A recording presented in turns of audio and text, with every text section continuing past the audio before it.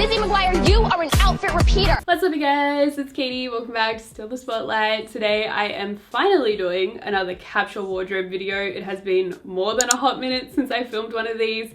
I do get kind of caught up in the outfit recreation inspired lookbook sort of thing, but honestly I feel like these are probably some of the most helpful videos because it's all about making the most out of what you have in your wardrobe, and if you are going to be buying new pieces, ensuring you're going to get the most bang for your buck, which is also where today's video sponsor conveniently comes into play. Thank you so much to ShopTagger for working with me once again. You guys know I've been using ShopTagger for many years now, and they were probably one of the biggest contributors that helped me quit my impulse shopping addiction, which I am forever thankful for. I have to say that slowly because it's like a tongue twister for me. Forever thankful, forever thankful, forever thankful, forever thankful for. Why do I suddenly have a list? I don't know. But anyway, what I was trying to say was using their service to become a smarter shopper can be a total game changer for your wardrobe, but also for your bank account. So if you guys are interested, it is a completely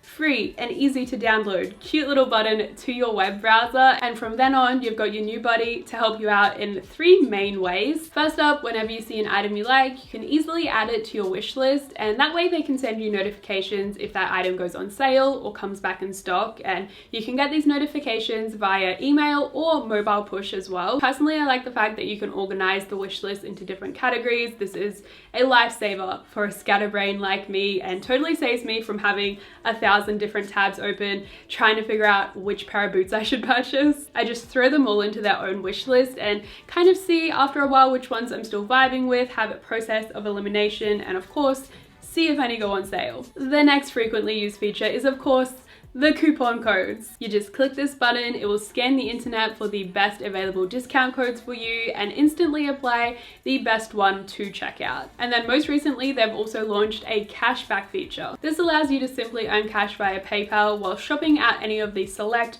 retail partners. So if you guys are doing some online shopping, I definitely think this could be helpful. You can check it out for free via the link down below in the description box.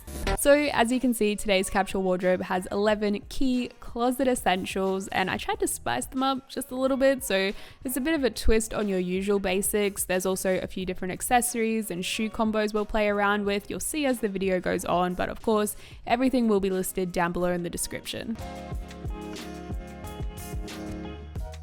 I thought we'd ease into things with the basic of all basics, the little black dress. This is such a great piece to have if you're someone who's a little bit all over the place with your aesthetic, because you can pretty much morph it into whatever the hell you want. And today I was definitely feeling like channeling some 90s vibes. I mean, honestly, the 90s influence is going to be sticking around a lot. Pretty much whenever I have these boots on, I feel straight out of Buffy the Vampire Slayer, and I thought, hey, let's just add to that by throwing on the long line leather blazer. Obviously for this look, I paired the cami over top of the dress, but for the next one, we're going to switch it up a little bit. I'm also pulling out its partner in crime, and I feel like it could be considered cheating that I'm counting this as one item, but in my defense, it was sold as a set, so I feel like it's fair game. The actual point I wanted to make with this one though was that you can actually get a very different look depending on simply what order you put your clothes on.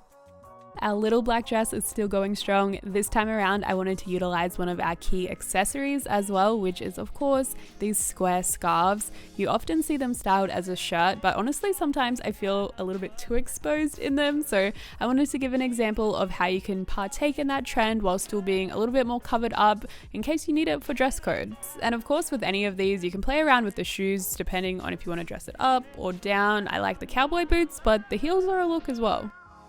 Okay, hear me out. This time around, we're going for double dresses. What? I mean, let's be real, it honestly just looks like a t-shirt and dress, but that's the point. Dresses can actually double as tops. They can kind of triple because you can make them into a skirt as well. More on that later, but honestly, they're one of the most versatile pieces to have. I'm switching out that black base for white instead, and honestly, the look is still fairly similar, so I switched out the accessories as well to make it more casual, opting for the Converse and tying my hair back.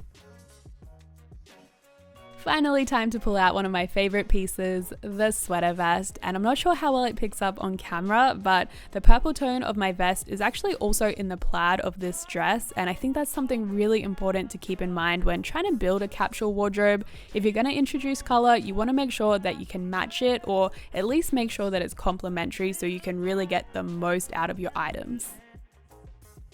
Keeping the same two base items, but slipping a pair of jeans over the top this time. And this is another area where you kind of want to pay attention to what works well for a capsule wardrobe, because if you do want your dresses to be versatile, you'll probably want them in a shorter length. It just means there's less fabric to try and tuck into your pants. And when choosing bottoms, you might want to go for something with more of a loose or baggy fit. It just makes it a little bit more forgiving when you're trying to shove layers down there. Conveniently, these wraparound skirts are actually the perfect example for layering over dresses, because you don't have to worry about tucking anything in, so everything just sits nice and flat, nothing's bunching awkwardly. Aside from how things fit, it was time to accessorize. I threw on my beret and this cute sock and shoe combo to keep things kind of preppy.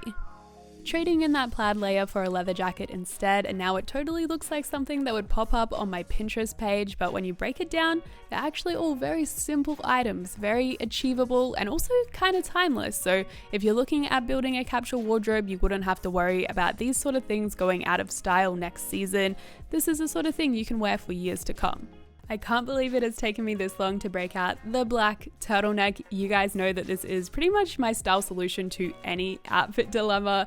Absolutely my number one essential that I would recommend above anything else in this video. The sweater vest, however, is probably considered a trendy item for the season. Personally, I've been wearing them for years and will continue to do so. So if you are new to them and want some styling tips or to see my collection, let me know. I would love to film it. We're kind of going for same outfit, slightly different fonts here, because all we've really changed is that outer layer, but I wanted to throw in a little bit of extra sauce, so I also threw on the belt and switched up my hairstyle, which surprisingly can make a very big difference to the outfit. So if you are going for this capsule wardrobe and you don't have much to play around with, try switching it up with your hair.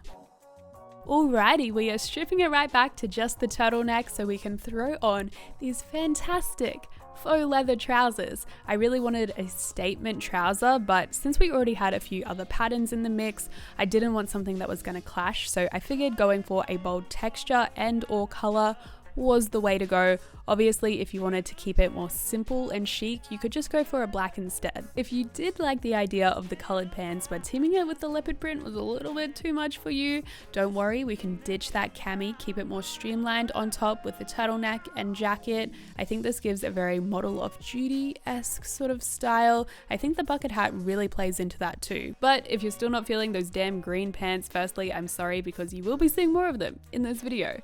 However, for this instance, you could totally switch it out for your pair of jeans instead, even make it a little bit more casual by opting for sneakers instead of boots. Keeping that same Dwayne "The Rock" Johnson base on, but throwing on that little scarf accessory once again as a top. I don't know why I like this. I feel like this is something that would have been on my Pinterest like 3 years ago, but for me, it's still working. Threw it on with a pair of heels, the little sunglasses, and I felt very blogger boss bitch. Okay, the turtleneck is still not going anywhere. I did warn you guys that it is my styling solution to everything. This time around though, we're bringing back the plaid dress and introducing one of my all-time favorite accessories, the harness. This is probably top of my list of things that K-pop made me buy, but I will never ever be going back, because honestly, it just brings a little bit of flavor to any outfit.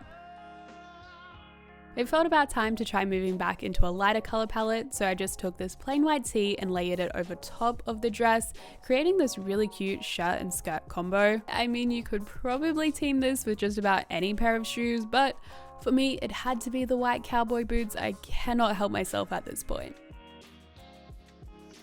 For years and years, the white tee and jeans has reigned supreme as the go-to outfit combination, so I had to include it in here somewhere. And honestly, this, particularly throwing it on with a cardigan, is like my comfort outfit. If I'm not feeling the best, this is what I'll gravitate towards.